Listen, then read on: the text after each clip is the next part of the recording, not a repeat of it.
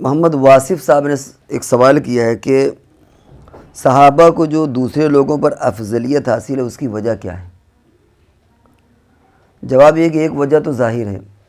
کہ حضور علیہ الصلوۃ والسلام کی صحبت ان کو ملی، حضور علیہ الصلوۃ والسلام کا دیدار ان کو ملا، حضور علیہ الصلوۃ والسلام کا ساتھ ان کو ملا، جو برکتیں ان کی ہیں وہ حضور علیہ الصلوۃ والسلام کی وہ سب صحابہ کرام کی طرف منتقل ہوئی۔ ایک اور وجہ ہے اس کے ساتھ ساتھ، وہ وجہ یہ ہے کہ صحابہ کرام جن حالات میں ایمان لائے تھے، بڑا ڈر ہے کہ اگر ہم لوگ اس زمانے میں ہوتے تو شاید کسی اور طرف ہوتے۔ کبھی کبھی ہمارے ذہنوں میں یہ بات آتی ہے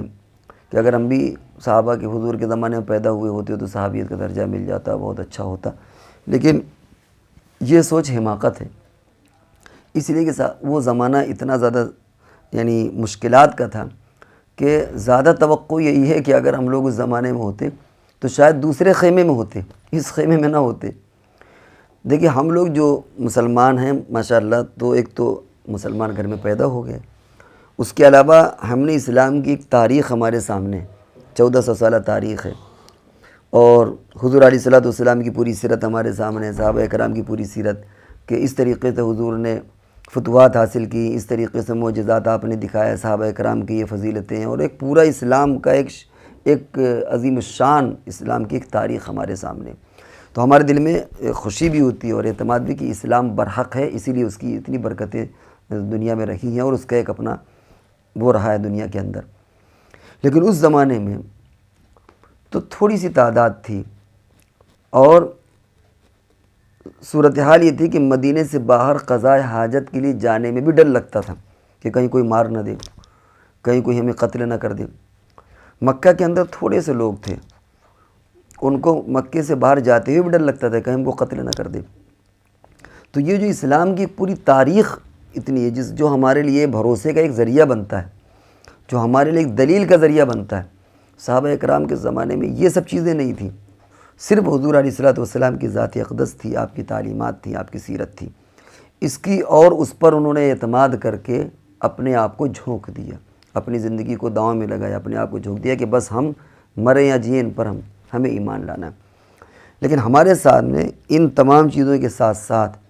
اس کا پوری اسلام کی ایک تاریخ بھی ہے جو ہمیں بتاتی ہے چیخ چیخ کر کے کہ اسلام برحق ہے، اسلام برحق ہے، اسلام برحق ہے۔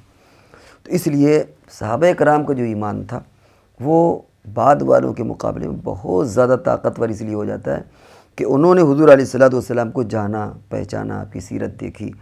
اور بس اسی پر ایمان لا کر کے اپنے جان مال کا سودا کر دیا کہ مریں یا جئیں کچھ بھی ہو، جان مال کا سودا کر دیا۔ ہمارا ایمان گویا بیساکھیوں کے سہارے پر کھڑا ہوا ہے، ہمارے سامنے قرآن بھی ہے، حدیث بھی، حضور کی سیرت بھی ہے، اسلامی تاریخ بھی ہے، تو بہت سی ہمیں بیساکھیاں لگی ہوئی جس کی وجہ سے ہم کھڑے ہوئے ہیں۔ صحابہ کرام کے ایمان میں کوئی بیساکھی نہیں تھی، کوئی جیک نہیں لگا تھا، کوئی اور سہارا نہیں تھا، صرف حضور علیہ الصلوۃ والسلام کی سیرت کو دیکھا، جانا اور پہچانا، اور اپنے آپ کو نچھاور کر دیا۔ تو اس لیے اس ایمان کا مقابلہ نہیں کیا جا سکتا۔ تو اس لیے کبھی اگر کسی کے ذہن میں یہ بات آئے کہ بہتر ہوتا کہ ہم اس زمانے میں پیدا ہو جاتے، تو یہ تمنا نہیں کرنا چاہیے، اس لیے کہ زیادہ تر چانسز یہ ہیں کہ اگر اس زمانے میں پیدا ہوتے تو وہ حالات ہم برداشت نہ کر سکتے، اور ہمارا شمار بھی اللہ نہ کرے اسی خیمے میں ہوتا جو خیمہ ہمیشہ کے لیے جہنمی۔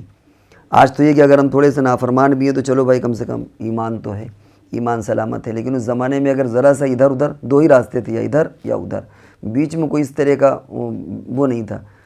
سمجھ رہے، یا تو ایمان اور یا کفر۔ تو اگر خدا نہ خواستہ ایمان والے پوزیشن پر ہم لوگ نہ ہوتے تو ڈر یہ ہے کہ کہیں اس خیمے میں جاتے تو ہمیشہ کے لیے رادہ درگاہ ہو جاتے۔ تو اس لیے صحابہ کرام کی جو فضیلت ہے وہ پوری امت کے اندر اجماعی ہے، مسلمہ ہے، کہ بعد میں آنے والا کوئی بھی ان کے مقام کو نہیں پہنچ سکتا۔